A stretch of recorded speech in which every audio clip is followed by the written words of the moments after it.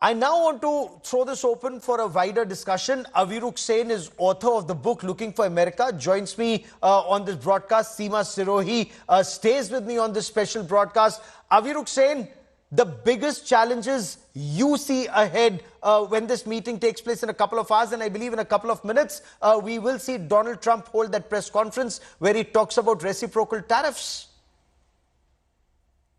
Yeah, I see both challenges and some kind of opportunity as well.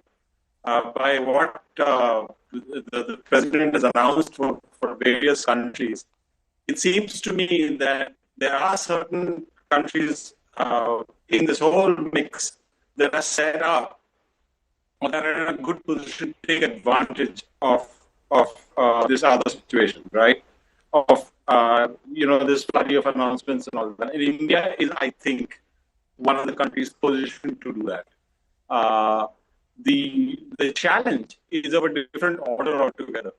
Basically, the DOG and Elon Musk, if you notice something, he's a rule breaker clearly. I mean, children usually don't participate in meetings with the highest dignitaries in the land. Okay. But, well, he brought his kids along, and there were some hot mic situations which are quite interesting. Anyway, but the point of this is that there's a dismantling of the regular order of business or of a well-entrenched, you could argue slow, you could argue, a kind of, how should I say, in opposition to getting things done as quickly as possible and all that. But that's the framework of a regular relationship. What's happened now, the challenge will be you have to convince one or two people in this administration. Yeah? And from what we have seen of President Trump, especially in the past, during his past term, is that he likes transactional relationships. And very often, those transactions are not merely about the US and another country. Those transactions are about Trump, the Trump family, the Trump businesses, and other parts of the world. Okay. We've already seen that. Yeah. So what are the challenges when it comes to this relationship, this meeting? What are the opportunities? There's a very interesting point that you raised, and I want to bring in Seema Sirohi into this conversation as I welcome Michael Kugelman, Director, South Asia Institute at the Wilson Center, joining me on this show. Michael Kugelman, as always, many thanks for joining us and welcome. Seema Sirohi, in this dispensation, as Aviruk says, you just need to know Trump and perhaps Elon Musk and the work is, and it's a done deal. You look at it that way. If the deep state is being dismantled, as Professor Brahmachelani was also pointing out, what does that mean for India and the US? Well, I think there are several layers to the administration. I don't think it's as simple as that. Of course, you have to grant President Trump some small wins, right? That's the way to sort of be on the good side. But it doesn't mean that everything will be decided by these two men. There's a whole cabinet he's got. Yes. Remember, he sent Marco Rubio immediately almost to Panama and to Guatemala, to El Salvador. So I think there will be a role. There will be competing points of views. If Elon Musk might represent something that is, let's say, pro-China because he's got billions of dollars invested in China, there is Mike Waltz, the National Security Advisor, and Marco Rubio, the Secretary of State. Both are China hawks who have expressed very strong views. And at the end of the day, it's America first policy, right? Which I've said before, doesn't mean to make China first. Yes. The idea is to make America first. So first drive China out of the Western Hemisphere and then tackle it elsewhere in the Indo-Pacific. So I think there is some sort of, if you can call it, strategy at work. And President Trump has only X amount of hours in a day, Yes, much of the work will be done by by the his team. cabinet members. And most of his cabinet, or at least many in his cabinet, are especially on the security team, are very, very pro-India. We are looking at these images of Vivek Ramaswamy meeting Prime Minister Narendra Modi. Michael Kugelman, what do you make of the meetings that have happened so far with the National Security Advisor, with Elon Musk and his family, and now with Vivek Ramaswamy? Well, I think it's just significant that he's having all of these meetings. This is, of course, an administration that hasn't even been in power for 4 weeks. It's an administration that has not filled a number of top India-focused positions. And for the prime minister to have the opportunity to meet with multiple cabinet secretaries, as well as, of course, Musk now and others, I think that reflects something about how the administration views the relationship with India, but also with Modi specifically. Modi, of course, is the fourth foreign leader to come to Washington to meet with Trump, but I don't think that those other three leaders met with such a wide array of key senior stakeholders in Washington these days. So all of the meetings are significant for different reasons. I think the Waltz meeting was especially important. That would have allowed Prime Minister Modi to get the assurances that he would seek that ISET, the Initiative on Critical and Emerging Technologies, is something that this administration will want to back. It would have been a very easy sell, but since the ISET is meant to be overseen directly by the two national security advisors, it's important that Waltz be on board. So all of these meetings are important. Indeed, there will be more to come. I believe he'll be meeting with U.S. business executives as well. So I think that it just really says a lot about how Trump's Washington views the relationship with India and with Modi, the fact that they are providing so many meetings for him over this brief trip. Give us an insight, Michael Kugelman. How does Trump's Washington, D.C. view Prime Minister Narendra Modi's visit and the relationship with India? Give us an overview. I mean, you have to start with the top guy, with Trump himself. He's had a relationship with Modi going back nearly 8 years. And I think that all this talk of chemistry between the two is real, right? I mean, we heard talk about a bromance between Modi and Obama and Barack Obama, but I think this is an especially important personal relationship between Modi and Trump because they share a lot of convergences. They share a lot of views on politics and their worldview and governance style and so on. And that helps it. And I do think that one of the objectives of Modi's visit to Washington was for these two men to essentially renew that personal friendship and partnership. But across the board, I think Washington is very receptive to Modi and to India. And as I think was mentioned before, you have a number of very robust champions of partnership with India in this administration, including people like Waltz and Rubio and many others. So I think that the U.S. relationships with many allies and partners will face some challenges and bumpiness in the Trump era. But I think that with India, yes, there will be plenty of challenges, which we can discuss. But on the whole, I think it will be smooth sailing because the president himself really values his relationship with Modi. He's criticized India plenty of times in recent years, but I've never heard him criticize Modi, which says something.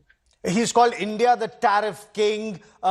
He's of course said Modi is this real strong guy and all of that. In that podcast that went absolutely viral in India. But when he calls India the tariff king, and when he's about to hold a press conference, I'm told in minutes from now, will there be bad news for India from there? Michael Kugelman, in your view. I mean, I think that to this point, India's government has been doing the right things with trying to reduce the likelihood that it could be slammed with tariffs and other things it doesn't want to be on the receiving end of. I mean, from day one of Trump's second term, the Modi government has been signaling its willingness to reduce tariffs, and it has reduced some tariffs and take back some Indian undocumented immigrants and also buy more American products, including American energy. So yes, I mean, this reciprocal tariff policy, which Trump is going to announce, it's a policy that applies across the board, not just to India. But I do think that India might be spared some of the harsh treatment that other countries might get, just because the Indian government has been so preemptive in essentially trying to make clear that it's willing to play ball and makes concessions on these issues important to Trump. Because both of them are seen as deal makers, Aviruk, and Michael, stay with us. Aviruk, both are seen as big deal makers, good, tough negotiators, and both want win-win for their respective countries. So do you see convergence, some concessions made by America, some concessions made by India for that overall big picture? Because both don't want an expansionist China to gain ground. Respectfully, I don't know about Prime Minister Modi, but Donald Trump is certainly not a great deal maker. You don't go through 6 bankruptcies if you are that. He's a transactional player. Okay. And what he does, what he's able to do is walk away with a really small win. For instance, what he did in Colombia. Announce it and in one sense, in that universe, suggests that it's a huge accomplishment. Now, that's where my earlier point about the opportunity for India is that. Okay. Because if you make some small Just give me a moment. Breaking news coming in. We're getting a reaction from Prime Minister Narendra Modi after his meeting with Elon Musk. He's taken to social media platform X to say it was a delight to meet Elon Musk's family and to talk about a wide range of subjects. So wide range of subjects, Seema Sirohi, is something that India has been looking at in terms of Tesla investing in India, Elon Musk investing in India, or are they looking at greater things that are still not in public domain, especially when Donald Trump and Elon Musk are going after that big Dodge government efficiency thing and dismantling the deep state? I mean, I'm sure India would be very happy if that deep state, that a section of it which was seen as anti-India, is truly dismantled. Right. And another thing to keep in mind is export controls, which have sort of stymied the defense cooperation to some extent. And the last administration tried to rationalize them, but it's just so much to deal with. No one official or 2 or 3 can manage it. So it needs like a Doge kind of axe or rethinking on the American side. On the Indian side, also there are bureaucratic problems.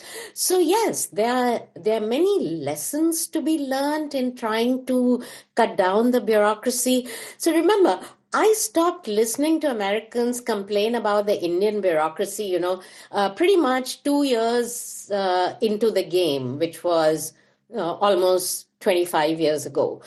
American bureaucracy is as mind-boggling and as complicated and as vast, if not vaster, than the Indian bureaucracy. Yes. But a couple of points I wanted to make about, buying more oil and LNG from the US.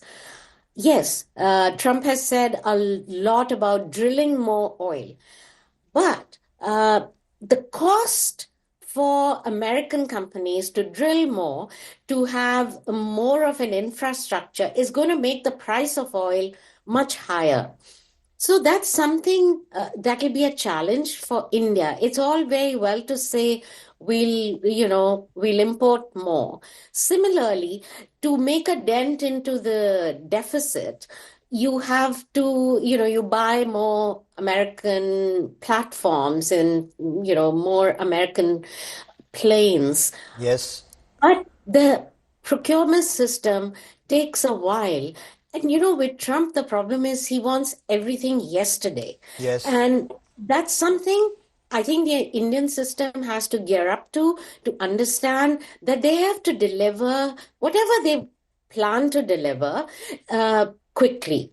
But if there is a win-win, the fact that Prime Minister Narendra Modi is already there, Michael Kugelman, if I could bring you into this conversation once again with Seema Sirohi and Aviruk.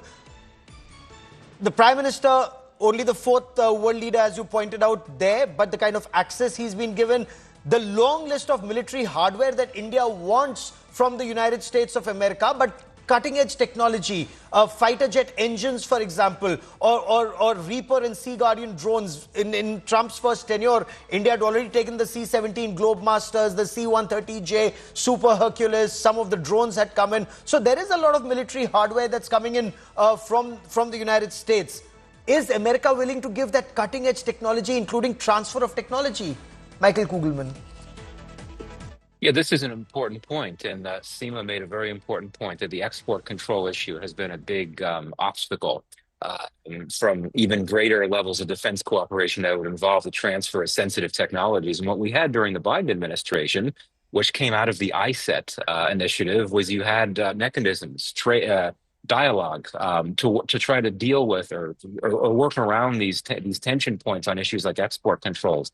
I'm not sure if those types of dialogues would continue in the Trump administration. So that'll still have to be worked out. But I think that we need to step back and keep in mind the broader context here that, U.S.-India defense trade has picked up remarkably over the last decade plus. There really wasn't much to it at all until recent years. And now it's been taking off in a big way to the point that the share of American defense equipment going to India has grown in a really big way. But yes, it's true that Trump wants more. He wants India to buy even more from America, and what India has pledged to do might not be enough for what he would like to ideally see. But at the end of the day, I don't think that this is going to become a big tension point. I think that he'll recognize that the defense trade has picked up in a big way. But I do think that they need to work out the issues involving export controls. When Trump was president the previous time, he'd expressed some views about export controls that suggested a very hard line that might cause some new problems for U.S.-India defense cooperation. But I think for the purposes of this visit, Modi's visit now, I don't think that defense is going to be a big issue that's going to dominate the discussions. These are two leaders trying to get to know each other again, and they're going to want to touch on a wide variety of issues and really set out what they would like to see happen in the partnership in the coming 4 years. Okay, so it's broad strokes in this conversation. Specific conversations will keep happening. But for a moment, I want to dwell on these pictures that are going absolutely viral on social media. And that's Prime Minister Narendra Modi, Elon Musk, and the little children, Elon Musk's little children, including little X. The Prime Minister, he's very comfortable with children. Children are very fond of him. We also saw that meeting of J.D. Vance, Usha Chilikuri Vance, and the two little children in Paris. The Prime Minister gifted them a toy train, a wooden toy train made in India, made of natural colors. Many have said that, those Chinese colors and those artificial toys from China are a big threat to children, not very safe. Indian toys are. India's exporting those toys. Michael Kugelman, what would you make of these pictures? Little children in a meeting that DOD chief is having with the Prime Minister of India. I mean, we know that Musk likes to bring his kids to meetings. He had one of his kids at the Oval Office the other day with President Trump there. But I think this goes back to what I said before, that we're really seeing a charm offensive of sorts from the Trump administration, providing all this access to Prime Minister Modi and providing some added bells and whistles that would appeal to him, such as as you say, Musk bringing his kids to this meeting. So again, I think it just says a lot about how this administration views Modi and how it wants to make him, keen to move forward with this partnership. Move forward with this partnership. A lot of conversation in India has been that Trump's very transactional. He just wants to know what is it that India brings to the table. And there are many in India who argue, Michael Kugelman, what is in it for India in terms of whether we talk about military hardware that we require, whether we talk about platforms, we talk about cutting-edge technology, artificial intelligence, semiconductors. What is tangible that's coming India's way, Michael, in your view? Well, I think that the term transactional oftentimes carries a negative connotation, particularly in the context of discussions around strategic partnerships like this one. But I don't think that has to be the case. I mean, there's a lot of very important issues and levels of cooperation that play out transactionally. And you look at the issue of energy, for example. Trump is keen to strengthen partnership with India through India importing more American energy, whereas I think that Prime Minister Modi might want to make a pitch to President Trump that nuclear energy should be a useful and attractive area for the U.S. to invest in. Okay. And then there's also some important issues that might be somewhat more difficult to discuss, such as, for example, the issue of Iran. I think this is going to be an ask of Prime Minister Modi. There's going to be concern that Trump's maximum pressure policy on Iran could make it difficult for For India the to continue to do Chabahar. its activities with Chabahar. Yeah. So, Yes. these are issues that have to be discussed. And particularly, at this meeting, when the two men are starting to get reacquainted again, they need to get a sense as to where each stands on a variety of issues that are both positive for the relationship and also troublesome. So let's also talk about areas of convergence and especially Seema Sirohi and Aviruk. Seema, you first. Let's say the Russia-Ukraine conflict. Both want an end to this conflict. Prime Minister Narendra Modi has been to Russia several times. He's been to Ukraine. He's talked to both the world leaders. Do we see forward movement on a solution, and do you see India being a part of it? I don't know whether India would be a part of it, but certainly I see forward movement in the 3 weeks that he has been president. There has been a lot of movement on foreign policy issues. Hostages have been released that the Russians were holding. And, this he can project as victories.